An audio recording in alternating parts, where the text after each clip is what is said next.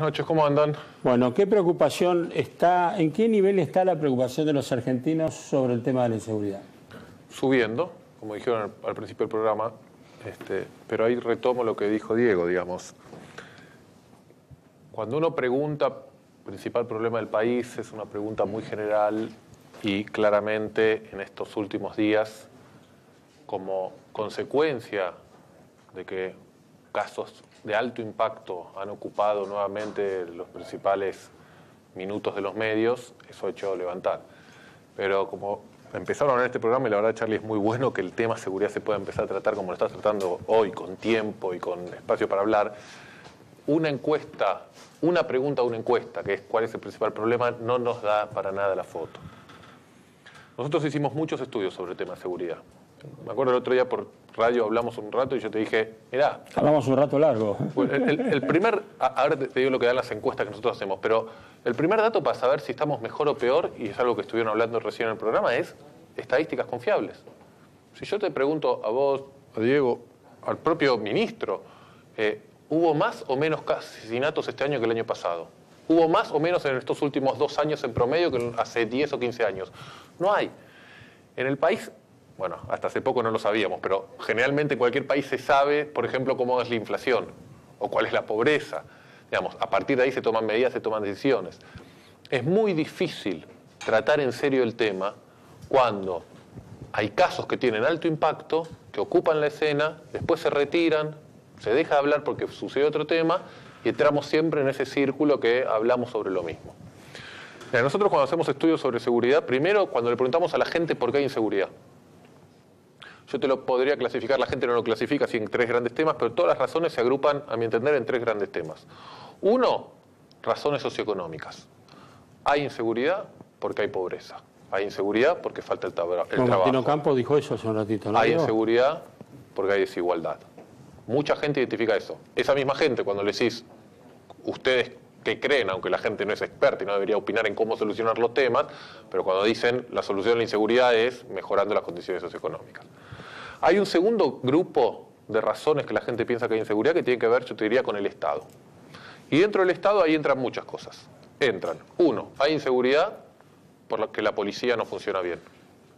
Es corrupta, no está preparada, no tiene capacitación, etcétera, etcétera.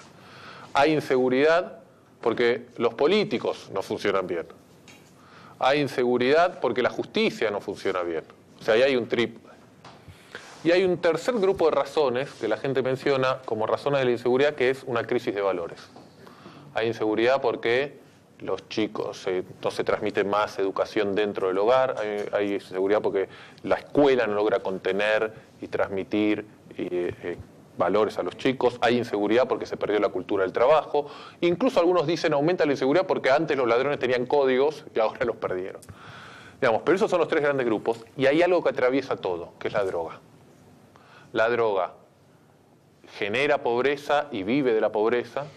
La droga margina y rompe las familias. Y la droga corrompe al Estado en sus distintos ámbitos.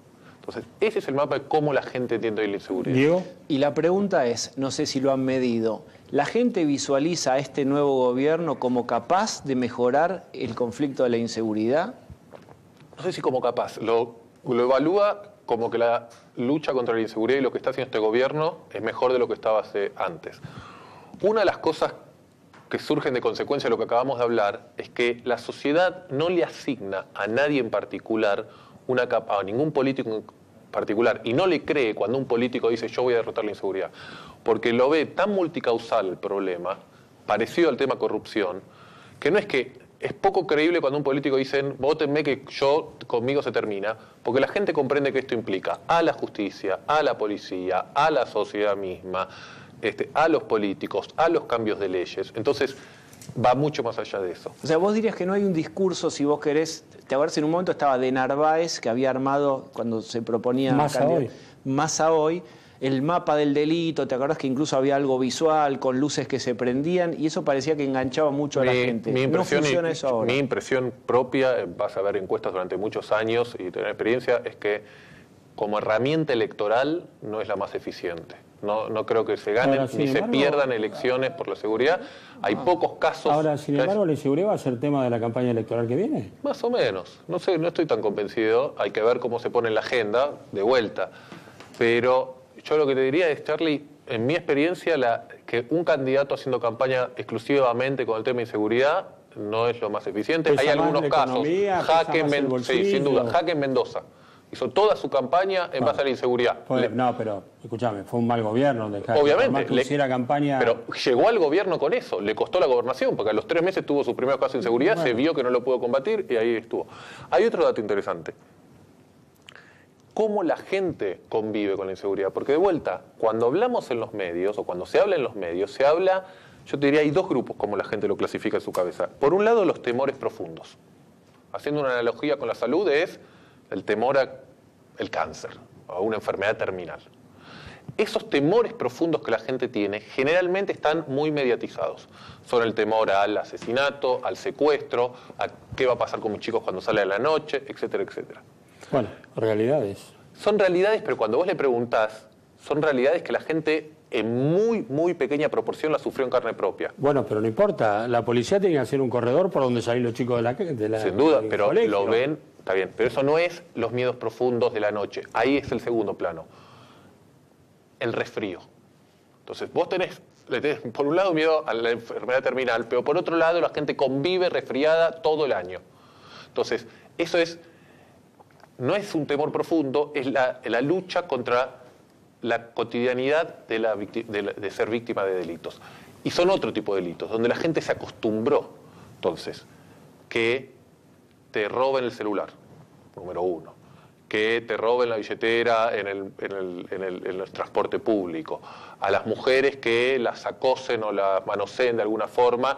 El miedo profundo de las mujeres es la violación. El cotidiano es el grito, el manoseo en el medio de transporte, la cartera y estar apretado con la cartera. Entonces, son dos formas y dos hechos totalmente distintos que el Estado los tiene que encarar a los dos, pero que si sacamos de la agenda mediática los grandes hechos que generan impactos, puede bajar la agenda de inseguridad en las encuestas, pero la cotidianidad sigue estando. No digo que no se informe, Charlie, por ahí no ocurren.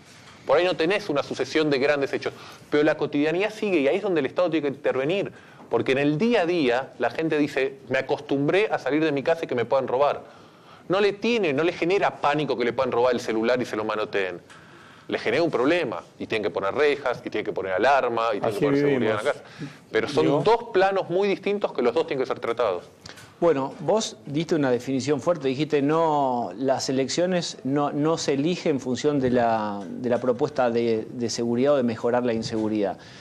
No sé qué dirías de corrupción, pero en todo caso me parece lo más importante, si pudiéramos medir hoy cómo le va a Macri, lo principal, digamos, porque después la corrupción, la economía, todo apunta a lo mismo, que es la imagen del presidente. ¿Cómo está hoy, 10 meses después, en función de si la gente percibe que la inflación, qué vectores ves vos que la gente ve que baja la inflación, lo ve positivo? ¿Cómo está hoy? Sí. Está igual que en los últimos 4 meses.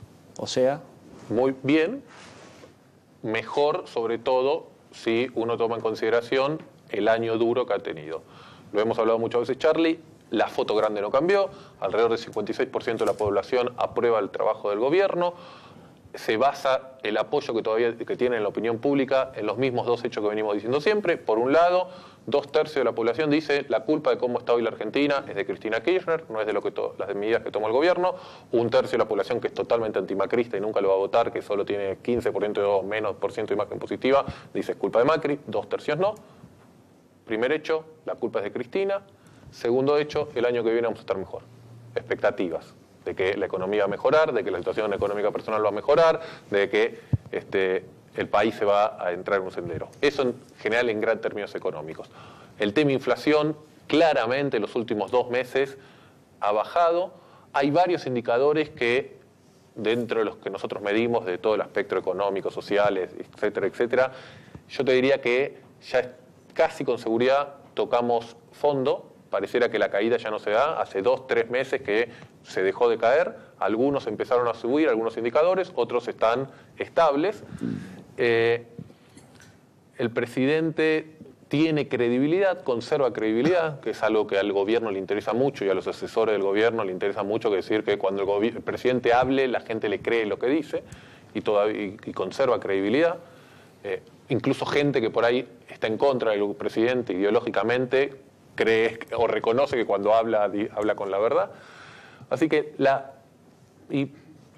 foto general del gobierno está relativamente estable y yo te diría que en cierto sentido la opinión pública es menos volátil que como el propio gobierno denominó el círculo rojo y el día a día. Ahora, un conflicto como el que tiene el gobierno con la CGT, ¿importa, no importa? ¿Se mira, no se mira?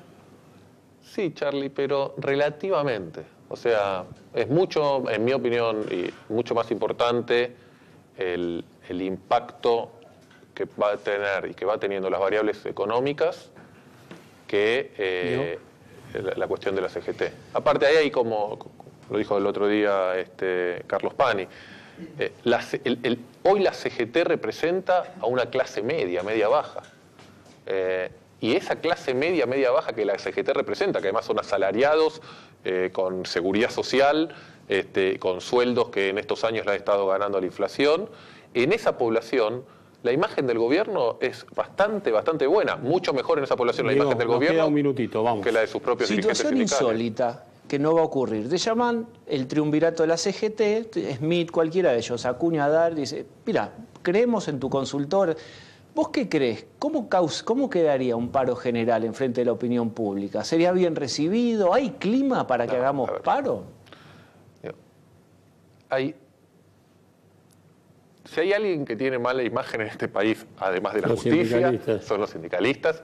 Los partidos políticos en general tampoco están muy bien, pero digamos, el sindicalismo no es una institución que tiene muy buena imagen. Un minuto, vamos. Entonces, ahí, digamos, no hay... Tienen rechazo, y como yo te decía recién lo que estaba diciendo, el sector que están representando hoy, la clase media que está bajo el paraguas del sindicalismo, tiene mejor imagen, mucha mejor imagen del gobierno que del propio sindicalismo. Yo te diría que el problema del gobierno hoy está más abajo, está en los informales, en los desempleados, en el público que está manejado por los líderes de los movimientos sociales. Alejandro, fue un gusto. Gracias, Charlie. Sé que tenés mucho interés en el debate presidencial, así que... Así es, y recomiendo verlo, digamos. Gracias por haber venido. Media hora.